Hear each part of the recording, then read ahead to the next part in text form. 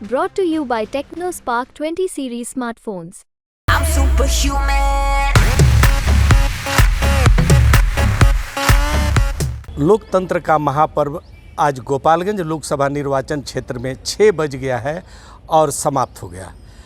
अब यहाँ 11 प्रत्याशी हैं। इन 11 प्रत्याशियों का गोपालगंज लोकसभा निर्वाचन क्षेत्र के 20 लाख से अधिक मतदाताओं ने ईवीएम में बंद कर दिया है। हमारे साथ बहुत से गोपालगंज के पत्रकार हैं जो गोपालगंज ज़िले के 6 विधानसभा क्षेत्रों में भ्रमण किया है, देखा है। हम इनसे जानना चाहते हैं कि क्या स्थिति है। यहाँ 11 उम्मीदवार हैं, उसमें किसके किसके बीच मुकाबला है। अभी हमारे साथ हैं मुकेश कुमार जी, जरा बताएं।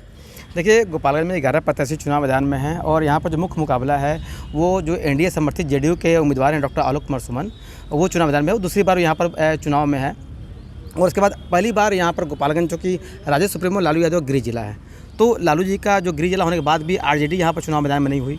और यहाँ पर इंडिया जो अलायंस ने इस बार ये आपको वीआईपी से उन्होंने उम्मीदवार बनाया प्रेमनाथ चंचल। तो ये बिल्कुल नए पहली बार उनको राजनीति में उतरे जो है और पहली बार ये चुनाव मैदान में है। और उसके अलावा जो AIMIM है उसकी एंट्री हुई गोपालगंज में लोकसभा चुनाव में, उसे दीनानाथ मांझी चुनाव मैदान में और बसपा सुजीत कुमार राम। तो 11 प्रत्याशियों में जो 4 प्रत्याशी जो मुख्य प्रत्याशी हैं इनके बीच ही मुकाबला है। और जहाँ तक बात करें आंकड़ों की, तो पिछली बार गोपालगंज में करीब 10,24,000 वोट पोल हुआ था और इसमें से जेडीयू के जो प्रत्याशी है डॉक्टर आलोक कुमार सुमन, वो पिछली बार भी मोदी जी का जो मैजिक है वो काम किया, 2019 में काम किया था। और इस पिछली बार जो आलोक कुमार सुमन है उनको 5,61,000 वोट आया था। और जो दूसरे नंबर जो प्रत्याशी थे वो आरजेडी से थे, सुरेंद्र महान थे वो आरजेडी से, उनको करीब 2,80,000 वोट मिला था। मतलब जो हार जीत का जो मार्जिन था करीब 2,80,000 का था, एक बड़ा मार्जिन था। और उसके बाद फिर जो बसपा के थे जो बसपा के प्रत्याशी थे उनको करीब 36,000 वोट आया था। और जो दीनानाथ मांझी वो निर्दलीय प्रत्याशी थे उनको 16,000 वोट आया था।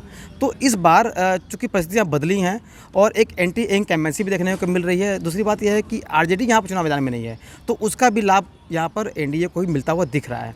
और जहाँ तक बात है कि मैंने फील्ड में जैसे गोपालगंज में जो फ्लोरिया का जो इलाका है वहाँ मैंने विजिट किया, वहाँ पर मैंने लोगों से बात की। कटिया, विजयपुर, भोरे, बैकुंठपुर जो रिमोट एरिया मैंने वहाँ भी जो मैंने विजिट किया था, लोगों से मैंने बात की। तो जो कुछ लोगों के अंदर नाराज़गी भी था कि जो यहाँ पर जो जेडीयू है जो डॉक्टर आलोक कुमार वो लोगों से मिलने के लिए नहीं आए। उनका पर्सनल अपना जो है कुछ इशूज़ था कि सांसद के पास वो कभी गए तो मुलाकात नहीं हो पाई, तो एक ये नाराज़गी देखने को मिली। दूसरा फैक्टर ये था कि यहाँ पर पहली बार गोपालगंज में 3-4 जगहों पर वोट बहिष्कार भी हुआ और उसका भी खामियाजा यहाँ वोटरों को देखने को मिला। जो पहली बार यहाँ पर जो पिछली बार यहाँ मतदान हुआ था वो 55% हुआ था, लेकिन इस बार जो है 50 से 52% के बीच में ही लगता है कि मतदान यहाँ पर संपन्न हो पाएगा। इतना इससे ज़्यादा वोट नहीं मिलने जा रहा है।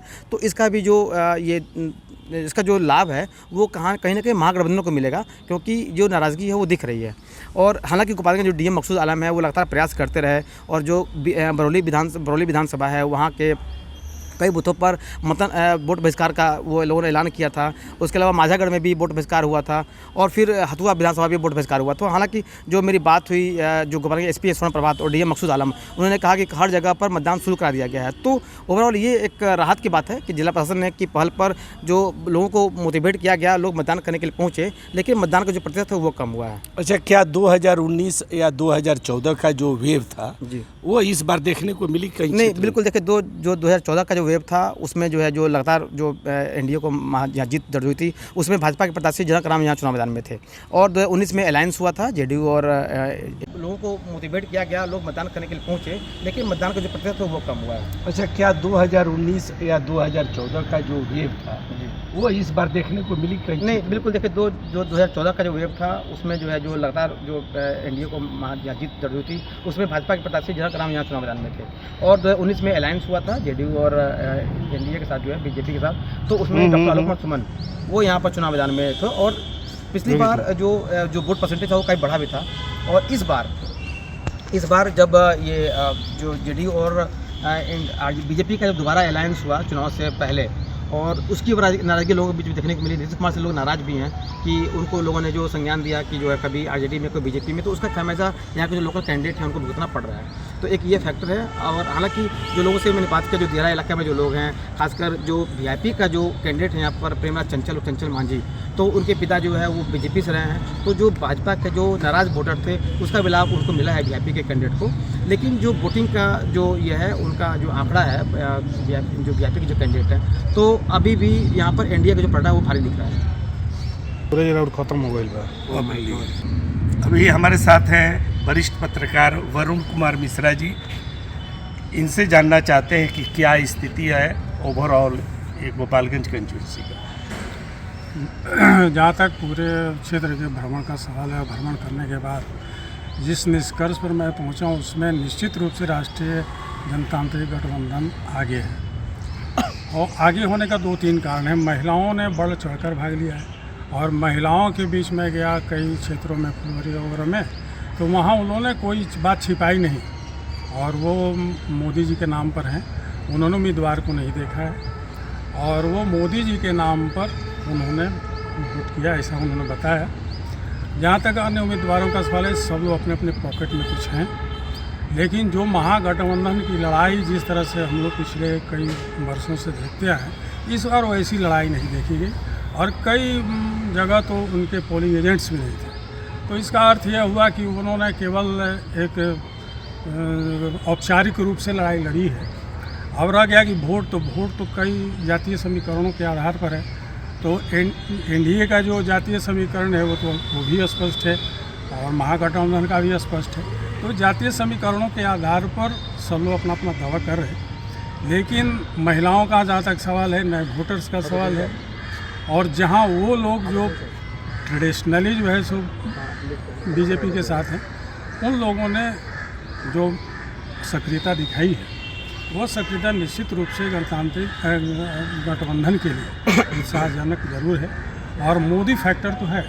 जिस एंटी इनकम्पेंसी की बात हो रही है, लोग ये कह रहे हैं कि महंगाई है, बेरोजगारी है, सब है, लेकिन सबसे बड़ी बात उन्होंने जो कही वो राष्ट्रीय सुरक्षा का है, जान माल की सुरक्षा का है। हमारे बॉर्डर्स पर कोई प्रकार का आघात नहीं हुआ। और ये बात वो लोग कह रहे हैं जो कम पढ़े लिखे हैं, जो कम साक्षर इनको कहा जाता है। उनका जो विचार है वो बहुत स्पष्ट है, राष्ट्रीय दृष्टिकोण से वो देखते। कुछ स्थानीय मुद्दे भी हैं, कई जगह बहिष्कार हुए, लेकिन बहिष्कार इसलिए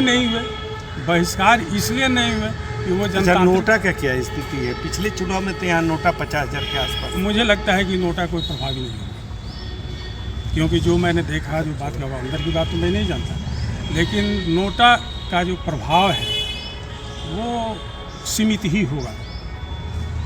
वैसे गणना के बाद ही पता लगेगा कि क्या स्थिति है, लेकिन जो परिस्थिति पहले बनी थी और वो परिस्थिति को महागठबंधन और जिस तरह से लड़ाई लड़ी है, वो लड़ाई मुझे नहीं लगता है कि उसकी नैया को पार करा पाएगा। ऐसे गणना के बाद ही सब बात सामने आएगी। अभी मेराज अहमद हैं, इनसे पूछते हैं कि क्या स्थिति है ऑन द होल। गोपालगंज में मैं लोकसभा चुनाव हो रहा है और मैं बहुत सारे क्षेत्रों का भ्रमण किया।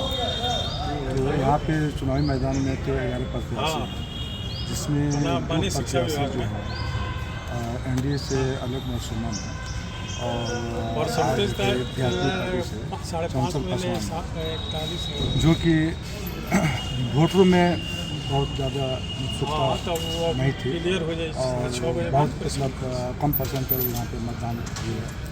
5 बजे तक 48% मतदान हुए, मतदान संपन्न हुए। लेकिन यहाँ पे कहीं ना कहीं बहुत सारे फैक्टर ऐसे दिख रहा है कि लालू यादव की गृह जिला है यहाँ पे, और लालू यादव के गृह जिला होने के यहाँ पे जनता की जो एक्सपेक्टेशन थी कि आरजेडी से कैंडिडेट यहाँ पर मिलेगा, हमेशा आरजेडी का कैंडिडेट उतारा गया है, लेकिन वीआईपी पार्टी में से चंचल पासवान को उतारा गया, जिसमें चंचल पासवान को कोई जानता नहीं। अच्छा, मुस्लिम मतदाताओं का क्या रुख रहा है? मुस्लिम मतदाताओं का रुख ये रहा कि हमें लग रहा है, मेरा मानना है कि एनडीए को भी वोट मिला हुआ है और महागठबंधन को भी गया है। एनडीए और महागठबंधन दोनों को वोट बराबर ही करीब करीब मिला हुआ है। इस बार मुस्लिम जो है एनडीए के वोट किए हुए हैं। तो कुल मिला जुला के जो मतदान जो हुआ है तो उतना उत्सुक, उतना जागरूक लोग नहीं था। कहीं ना कहीं यहाँ पे कुछ लोगों की नाराज़गी भी थी। गोपालगंज में संक्षेप में बात करके और दो होल जो बताया है उससे आप क्या लगता है? मुझे लगता है कि बहुत ज़्यादा टक्कर नहीं है और मतदाताओं में जागरूकता नहीं थी। अब वोटर भी बहुत सारे नाराज़ थे। कहीं ना कहीं बहुत सारे जगहों पे जो मतदान केंद्रों पे वोट का बहिष्कार किए, जो कि वहाँ पे काम करने का या मतलब मांग कर रहे थे, जैसे ढाला है, बाईपास है, या कुछ ऐसे जो काम था जो नहीं हुआ तो जिसके लिए बहिष्कार किए थे। कहीं ना कहीं बहुत सारे फैक्टर यहाँ पे पड़ रहा है। हाँ मुकेश जी, फिर बताइए आप नोटा की स्थिति और अन्य बात। देखिए, नोटा के बारे में बात करें तो पिछली बार 51,600 नोटा का वोट पड़ा था और ये उम्मीद नहीं थी, वो पूरे बिहार में सर्वाधिक रिकॉर्ड था ये नोटा का जो है। इस बार भी जिस तरह से लोगों की नाराज़गी थी शुरुआत में, खासकर जो फॉरवर्ड जो कास्ट के जो वोटर्स थे वो खासे नाराज़ थे। तो लगता है कि इस बार नोटा का जो परसेंटेज है वो नोटा का वोट जो है वो बढ़ेगा और ये करीब 1,50,000 और 50,000 के बीच में होगा। और जहाँ तक बात कर रहे थे अल्पसंख्यक समुदाय के वोटरों की, तो इस बार जो हिना साहब जो आरजेडी से टिकट चुनाव नहीं लड़ रही हैं, वो बल्कि निर्दलीय चुनाव मैदान में है, तो उसका फैक्टर अब यहाँ देखने को मिल रहा है। जो अल्पसंख्यक हैं वो खासे नाराज़ हैं आरजेडी से। तो जो गोपालगंज में जो अल्पसंख्यक वोटर्स हैं उनके में बिखराव हुआ है। कुछ वोट जो है यहाँ पर एनडीए को मिल रहा है, नीतीश कुमार के फेस पर मिल रहा है, और कुछ वोट जो है यहाँ पर एआईएमआईएम की भी एंट्री होने से उसको मिल रहा है, और कुछ वोट जो है वो लेडी पर्स को मिल रहा है जो कि वीआईपी से है। तो मतलब यह है कि यहाँ पर अल्पसंख्यक वोटर्स जो है उसमें काफ़ी बिखराव हुआ और इसका लाभ भी एनडीए को मिलेगा। तो ओवरऑल गोपालगंज में जो परिस्थितियाँ हैं वो इस तरह से हैं कि यहाँ पर एनडीए के जो प्रत्याशी हैं वो विनिंग उनका मार्जिन जो अच्छा होगा और वो बिल्कुल सेफ जोन में है। यहाँ के पत्रकारों के अनुसार ऑन दी होल गोपालगंज में दो ही प्रत्याशी के बीच में सीधा मुकाबला है। जो जदयू के प्रत्याशी हैं डॉक्टर आलोक कुमार सुमन और वीआईपी के प्रत्याशी हैं प्रेमनाथ चंचल। और ये सारी स्थिति स्पष्ट हो जाएगी 4 जून को जब मतगणना होगा, उसके बाद जो है सबके सामने रिजल्ट हो जाएगा। है एक बात संदेह जरूर है कि नोटा का वोट बढ़ने की संभावनाएं दिख रही है। सुनील तिवारी, बिहार तक, गोपालगंज।